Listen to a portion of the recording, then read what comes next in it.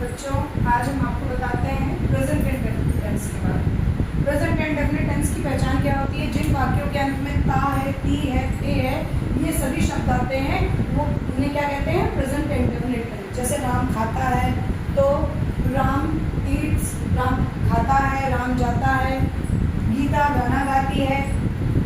इस तरीके से जो भी आपके ता है, ती है, ये सब वाक्यों के अंत में ता है, ती है, ते आते हैं, तो ये सब किससे डिनोट होते हैं? प्रेजेंट इंडेफिनिट से। अब ये सब तो हो गई आपके जो निचले स्तर पर भी है, जो आपकी छोटी क्लासेस में ये सब पढ़ाया जाता है। अब एक कंप्लीशन का एक स्टैंडर्ड लेवल जो आता है, उसमें आपको किन किन चीज़ों का ध्यान रखना पड़ता है? कंप्लीशन लेवल में इस तरीके के क्वेश्चंस आते हैं। तो सबसे पहले तो आप इसके हिसाब से, कंप्लीशन लेवल के हिसाब से प्रेजेंट इंडेफिनिट को थोड़ा सा और डीप में पढ़ते हैं। उसमें जैसे परिभाषा, उसमें आप क्या पढ़ेंगे?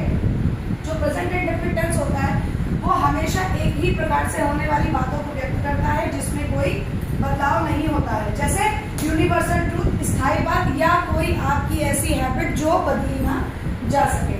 और इसमें प्रत्यक्ष कोई कार्य होता हुआ नहीं दिखाई देता है। तो और इसमें आपको आप कैसे पहचानेंगे प्रेजेंट इंडेफिनिट टेंस को? जैसे कोई सेंटेंस आपका कंप्लीशन लेवल में क्या होता है, जो आपके एसएससी ग्रेजुएट लेवल के पेपर हैं या और भी जो एग्जाम्स है, उसमें आपका सेंटेंस आता है, उसमें आपको पहचान करके आपको इसमें आपको पहचानना होता है कि ये किस तरीके का टेंस है। ट्रू एंड फॉल्स में आता है, या जिस तरीके से भी उसको डिनोट आपको करना है, फिल इन द ब्लैंक्स में आता है कि किस तरीके से आपको पहचानना है। तो उसमें कैसे आप पहचानेंगे? एडवर्ब से। जैसे जो आपकी पॉजिटिव जो बातें होती है, सकारात्मक जो वाक्य होते हैं, उनमें ये एडवर्ब्स लगते हैं। यूजुअली, जनरली, ऑफन, ऑलवेज, जिसमें होता है आपका अक्सर, प्रायः, ज्यादातर बार।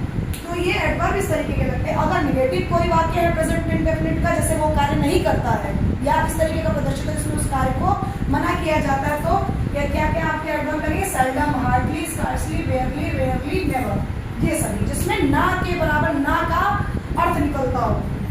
अब कुछ क्रियाएं हैं जिन्हें हम लोग बोलते हैं स्टैटिक वर्ब, स्थिर क्रियाएं।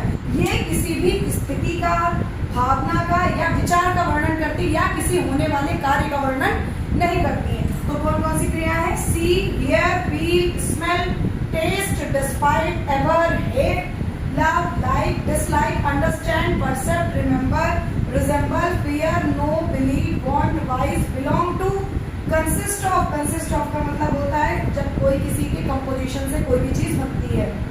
सीन माने प्रतीत होना, लुक माने देखना, अपीयर माने भी प्रकट होना। ये सभी क्या होते हैं? ये सभी प्रेजेंट कॉन्टिन्यूअस में इस तरीके के वर्ब नहीं लगते हैं। ये केवल वर्ब किसमें लगते हैं? प्रेजेंट इंडेफिनिट में। तो आप इस तरीके से भी अगर आप इन वर्ब्स को लर्न करते हैं,